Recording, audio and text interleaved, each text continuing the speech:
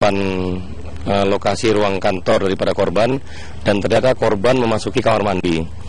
Kemudian korban dikejar oleh tersangka, dan tersangka langsung mengunci pintu kamar mandi di dalam. Kemudian langsung berdiri di depan pintu kamar mandi wanita. Ketika korban membuka pintu, langsung ditusuk. Jadi menurut pengakuan dari tersangka, bahwasanya ditusuk sebanyak 10 kali. Pada saat penusukan itu memang ada upaya perlawanan daripada korban. Itu nampak terlihat dari adanya sayatan dari lengan kiri korban. Ini ada 3 sayatan dan 2 sayatan di jari korban. Itu upaya korban untuk melindungi dirinya. Namun karena kuatnya tenaga dari tersangka sehingga tetap tertusuklah. Ada 10 tusukan di leher korban yang mengakibatkan korban meninggal dunia di tempat. Kemudian tersangka melarikan diri ke kamar mandi bangunan lain di Fakultas Ekonomi, dan saat itu telah dikepung oleh rekan-rekan mahasiswa yang lain yang akan menghakimi si tersangka.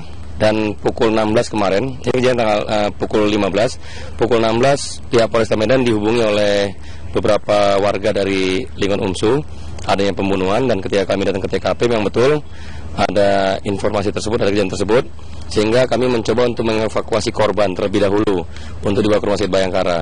Kemudian ketika kami mengevakuasi tersangka untuk kita bawa keluar, ini adanya perlawanan dari rekan-rekan mahasiswa yang saat itu mahasiswa memang full sedang ada kegiatan belajar mengajar di universitas, sehingga kita agak sedikit bentrok fisik dengan mahasiswa. Jadi ada sebagian mahasiswa yang memperbolehkan kita untuk mengeluarkan tersangka dari dalam kampus, ada juga yang tidak memperbolehkan dan akan dihakimi sendiri oleh kawan-kawannya.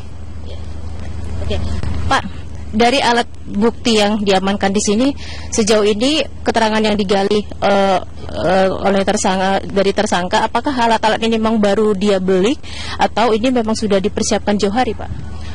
Memang ini baru dia beli, Mbak, ya. Ini masih nampak masih ada label harganya. Kemudian pisau ini juga masih baru. Dan memang kemarin Senin pagi ketika dia terbangun, dia menyampaikan bahwa terlintas pikirannya untuk melakukan pembunuhan. Dan dendam kepada korban ini sudah berlangsung cukup lama. Karena kebetulan korban yang merupakan dosen yang bersangkutan, dosen tersangka di FKIP UMSU, ini selalu memarahi tersangka ketika tersangka ini tidak membawa buku pelajaran ketika masuk dalam ruang kuliah. Kemudian ketika tersangka masuk dalam kelas dengan hanya menggunakan kaos, ini juga sering diusir, dan dosen ini juga sering mengancam untuk memberikan nilai yang jelek kepada tersangka ini, sehingga memang sudah ada dendam dari 2 bulan yang lalu. Kalimat seperti apa yang diungkapkan oleh dosen dalam hal ini korban kepada tersangka saat ada ancaman-ancaman tidak diberikan nilai yang baik, kemudian tidak boleh masuk kelas, itu ada kalimat-kalimat seperti apa, Pak, sehingga membuat tersangka begitu sakit hati, Pak? Ini berulang kali, Mbak. Berulang kali, mungkin nanti bisa kita tanyakan langsung kepada tersangkanya. Apa kira-kira kalimat yang sampai sedemikian rupa yang dilontarkan oleh dosen yang membuat dia ini betul dendam. Oke, baik. Pak, dari 5 saksi yang diperiksa, satpam, mahasiswa, anak korban begitu, adakah saksi lainnya yang juga diperiksa, Pak? Tentunya nanti akan kita lakukan pemeriksaan terhadap orang-orang lain. Sementara ini dengan 5 saksi ini juga sudah cukup mendudukkan tersangka sebagai tersangka pelaku pembunuhan berencana. Jadi kita persangkakan dengan pasal 340 KUHP untuk primer dan sekundernya 338 KUHP. Sejauh ini, apakah tersangka cukup kooperatif untuk dimintai keterangan, Pak? Sementara kooperatif, Mbak. Ya. Baik. Terima kasih Bapak atas waktunya.